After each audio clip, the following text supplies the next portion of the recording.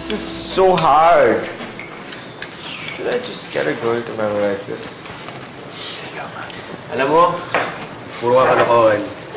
Mabuti pa, mag-focus ka dyan para hindi kung ano iniisip mo.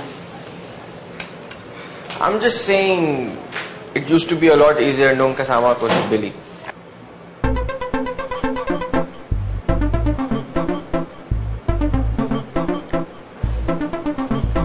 What? Why are you guys looking at me like that? You guys saw me, diba? I didn't do anything. Mas madali lang mag-review pag kasama siya. Ando is right. Stop forcing around. And you need to focus. And siguro, stop being so physical with Billy. Tama. Huwag mong idamay si Billy sa kalokohan mo. Wait. Alam niyo, kung di ko kayo kilala, iisipin ko nagsizealous kayo. Are you guys jealous of me? Yeah. No. I just think that Billy's different. Kaya wag mo siya isama din sa listahan ng pinaiyak mong girls. Okay? Promise? Fine, I promise.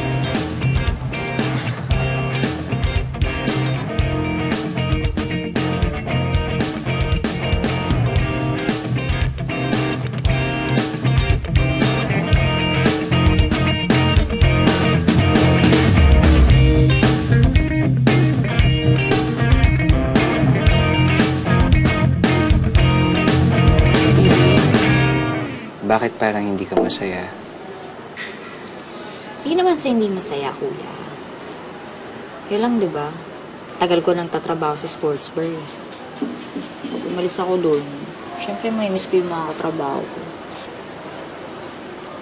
Eh, yung mga boss mo. Aaminin ko naman, kahit masungit yung mga yon,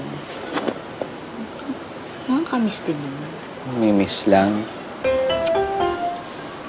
Uy! Kangang kuya, ibigyan mo ng kulay eh. Mababait naman kasi sila. In all fairness naman sa kanila. Uy! Shh! Tumigil ka nga, kuya. Ay, Binibigyan mo ng kulay. Hindi. Siyempre kasi mababait sila. Oh. Seryoso kasi ako, si Sir Yuan. Suplado, di ba? Pero fair yun sa mga empleyado niya. Doon nakalagay lahat ng guidelines kung sakaling meron kang karelasyon na katrabaho. Si Sir Jai, gaganong-ganon yung babaero. No. Pero hindi niya naman ako pinapabayaan. Be my study partner. You will learn and you will earn at the same time. Si Sir Ethan. Aminin natin, simulat sa pool, napaka-gentleman. Ah? Billy, barbecue. Tsaka si Andoy, kahit gaganon yun, tahimik, mahiyain. Sa tuwing may problema ako, sa kanya ako tumapit. Kamusta naman yung kapatid mo? Okay naman siya. Alam mo, pag nalulungkot ako, lalakad-lakad ng babahangin. Galing, no?